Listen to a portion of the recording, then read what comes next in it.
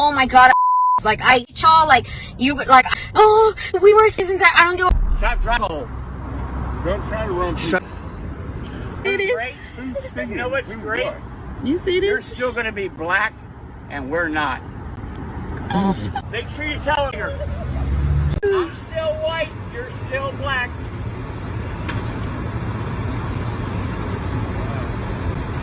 Tag is up. P430.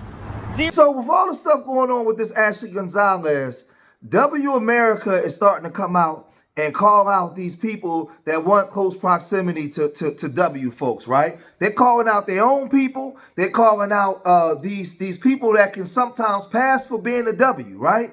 But they're not. And there have been, since Trump, well, before Trump got elected, but when Trump was running and he was saying, make America great again, a lot of these so-called MAGA was coming out in full force, and they was coming out from under their rocks, out from under the manholes, right? They starting to put their uniforms back on and come out like it's 1955. But you had a lot of Hispanics and these Arabs and these other groups that can pass for them sometimes. They start coming out and really coming out against black people, saying a lot of disparaging things about us because they want to be associated with those W's. Well, we see the behavior of this Ashley Gonzalez and some of these older W's, right? Well, this white lady, she came out and she had a message for all of these non-W folks that want close proximity, right? She came out, she had a damning message for you guys. She said this. And again, another one bites the dust.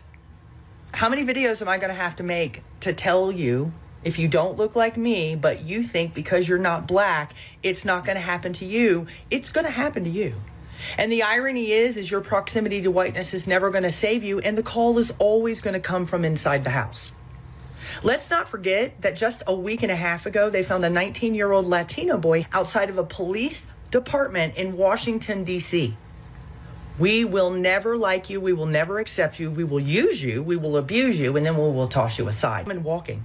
If she'll get drunk and get on Instagram on somebody else's page and talk like this, do you imagine what she says within the police department with other officers? So now they're thinking if she'll yap, she'll yap. So we need to worry about that. We'll never protect you. We'll never choose you. And you are not safe with us.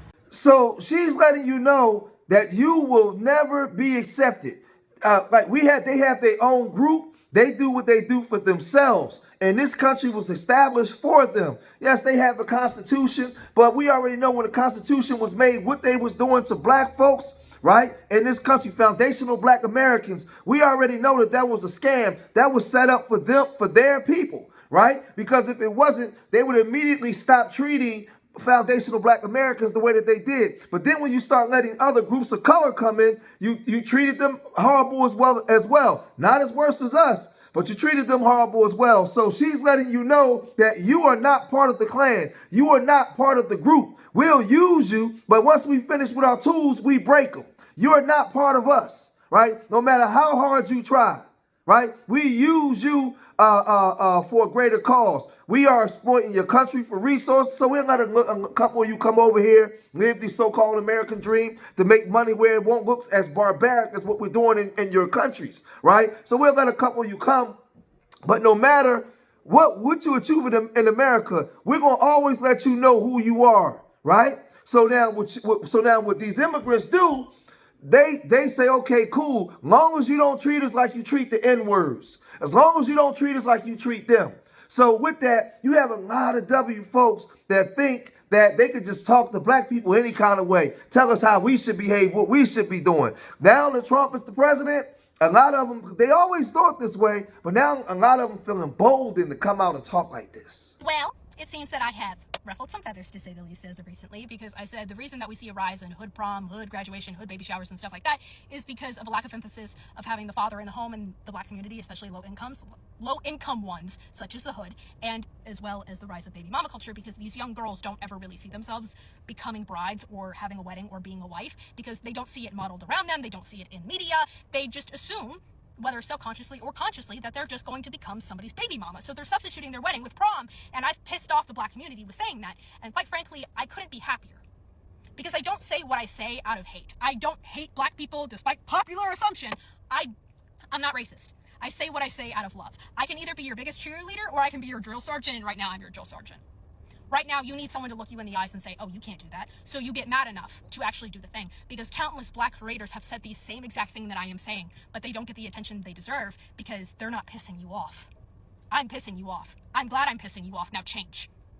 Put an emphasis on having the father in the home. Put an emphasis on not having children before marriage. Put an emphasis on raising happy, healthy communities and making sure a child has 2 happy, healthy parents and 1 happy, healthy home. Now, this is a W woman that thinks that she can tell us what to do. But again, all throughout middle America, man, from Ohio to Indianapolis, all throughout Illinois, Kentucky, Tennessee, Arkansas, you ain't not got nothing but trailer homes and single moms and abortions and drunkards and all kinds of stuff. Oklahoma, Iowa, Idaho. Man, listen, man, they try to hide these poor whites. It's about 120 million of them. Just wild, just all crazy, all wild out. They show you the small percentage of W's that's doing good, but a lot of them are messed up, and they condition you to see yourself through this stereotypical lens that they put on you, where that most of it is them. But they want to tell you, man, they got you believing the lie, right? But then you got liberal W's, right, that come out and they hold their community accountable, and they start calling out these white folks that come out and act like they're on our side, but they start saying this. I got a bone to pick, okay? And I'm going to pick this bone until ain't nothing but bone marrow left, grinding my gear. So I'm seeing all these segregation videos, you feel me? And it's mostly, you know, black people speaking in the videos, black creators. So I'm going through the comment section, and I just keep seeing the like, you know, white people talking about, you know, if segregation happens, I'm siding with the black people. Oh, Lord have mercy. You don't promote any black businesses. You're not around any black men or women. It's literally, y'all say certain things and it's not genuine. Like, I don't know if y'all realize that black people don't like when you do things to appeal to them. When it comes to white people, it is very important for them to pick genuine white people. They never have posers or culture vultures or this and that. Like, they really know if you're being genuine or not. It don't take nothing but to click your page and to see. There are several different types of white people when it comes to black people and their culture. You have the white people that love black people, and it's not because they're black. It's because they're a person that they formed a relationship with. The fact of them being black. Then you got the white people that just love the culture because everybody knows that the white culture is a little underwhelming. Okay? I'm just going to say I'm a white girl. Well, I'm technically 1,000 things, but I'm a white woman from the touch. So basically they're just putting on, and they're, you know, around black people just for the culture, just to, you know, take certain things. That's where the word culture vulture came from. Then you have the big that have this river black men, okay? That's been going on since. And then you have the white women that despise black women as a fakely go around them so that they can open up the gates to go to their black men, okay? Those are the main people that come around the black people in the culture. 9 times out of 10, those are the mentalities you're gonna get. Sorry. I'm gonna let y'all know right now. Y'all can sit and say, oh, if it was back then, they would have had to take me to jail and do this and that. Really getting real. I don't think y'all understand like how segregation and race wars and stuff really go down. It's not this. It's not talking on your phone. Like, if you're really writing for another community, you got to put in footwork. You got to know enough about their culture to sit, stand, and talk with them. You can't just go out there like, oh, I love hip hop. Please don't take away hip hop. Like, you can't go out there. You got to be understanding rights. You got to be already went through. You got to be able to speak. You got to be able to compare and contrast and tell them how certain things are detrimental. You have to have a voice. You have to have a footwork. You have to be physical with these things. So please don't be in the comments of these black creators pouring their heart out, talking about segregation and how they're going to go about it, for you to sit up in the comment section saying that, oh, I'm going to side with y'all, this and that. No, 95% of y'all are not. Y'all are not going to do it, okay? And no offense, because I know there's plenty of white folk right now, because we do live in different times from the grace of God. There is going to be white people that's not protesting the stand. But you watch how many people, the first week of protesting, the first week, how many white people go from standing with y'all to white-only businesses, okay? Because when people can't handle it, okay? And the people that can handle it are the people that actually have heart in their love for the black people in their life, and the appreciation for them, that stuff, and stand with them. Not just because you like them, okay? Get it? I'm not gonna keep, like I said, I will go to y'all's pages. Nothing to do with black culture is on your page, bro. You don't even like support the black community. So you're just doing that to appeal. And that's another thing. Stop trying to appeal to the black community by changing what you like. If you're Susie at home, be Susie around them. The number one thing, if you really have been around black people and really know about them and know their heart, you know that they like genuine, authentic people. They don't like people that gotta put on, okay? So, and if anybody's mad about what I said, you can always do something about it. Something can always be done. I don't care. And I ain't even gonna get into that because somebody will probably comment something and I'm gonna crash back with that. So yeah, come on. A lot of people ask me, what was my aha moment? What made me change my perspective? And it's when I saw this. So a black person in the United States during the Jim Crow era faced second-class citizenship, disenfranchisement, barriers to voting, barriers to education, barriers to employment, and barriers to housing. Then we had the 1964 Civil Rights Act and the 1965 Voting Rights Act, which stated we could no longer do any of this. We could no longer discriminate based on race. So in 2023, what is the only group of people that we can legally discriminate against? We can legally relegate to second-class citizenship, create barriers to voting, barriers to education, barriers to employment, barriers to housing. If you answered convicted felon, you are absolutely correct. In 2023, a convicted felon is the only group of people that we can legally do all this to. Now, do you believe it's a coincidence that 1 in 3 black males carry this label as convicted felon as opposed to 1 in 17 white males? If you answered yes to that question, let's take a look at what's happened since the dismantling of the Jim Crow laws. We've had a 700% increase in our prison population. We've gone from 300,000 inmates to as high as 2.3 million. Now, I do believe we're back down to about 1.8 million today. We had the law and order agenda, which was an increase in police spending and a decrease in school funding, which created the school to prison pipeline. We also had the war on drugs, which we now know was a war on people. We had the 1986 Anti-Drug Abuse Act, and we had the 1994 Crime Bill. Now, the 86 Anti-Drug Abuse Act differentiated between rock cocaine and powder cocaine, which we know predominantly impacted the black community.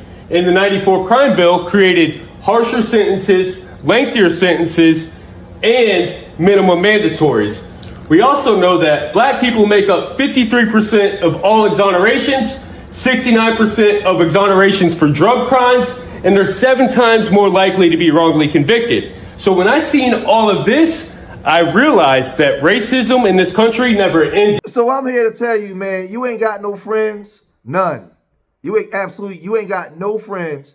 A lot of these liberal W's that come out that like they with you, they support you. Like I always tell you, they come out because they're paid to go out there and do it because of those nonprofits. They're not your friends. They don't even understand the culture. They come out there, they don't even understand your plight. They don't know your trauma. And they want to speak on behalf of you. And a lot of y'all get quiet and let them come do it. Instead of you saying, no, you can assist, but we leading the charge. When that money get allocated, that's coming to us. That's coming to our nonprofits. That's coming to our grassroots, not y'all. Your social services programs, no, we need to do it for our own people, right? So again, because this is the way that they talk, this is the way that they act, right? This is the way that they view you. Man, the whole thing is crazy. So like what the guy was saying, he start really digging and studying what his own people has done to us, right? And he start changing his tune. But ask him about reparations. Do you support reparations for black people? Will you get those senators and the people that sit in those chairs in the House? Can we get 218 votes? Can we get 60 votes in the Senate? Will you talk to the Asians and the Arabs and these other groups and say, hey, you need to support reparations for black Americans, when we know most white liberals don't support our reparations cause? They with you to a certain extent, but they ain't supporting you like that. Right? They not. And most of them have this view of you, man. So this is them calling it out. But again, I'm just bringing this out to the forefront. Y'all gotta let me know what y'all think, man. If you made it this far in the video, hit that like button, subscribe to Street Media TV, leave your comments in the comment section. Remember, I love y'all. Till the next time, peace.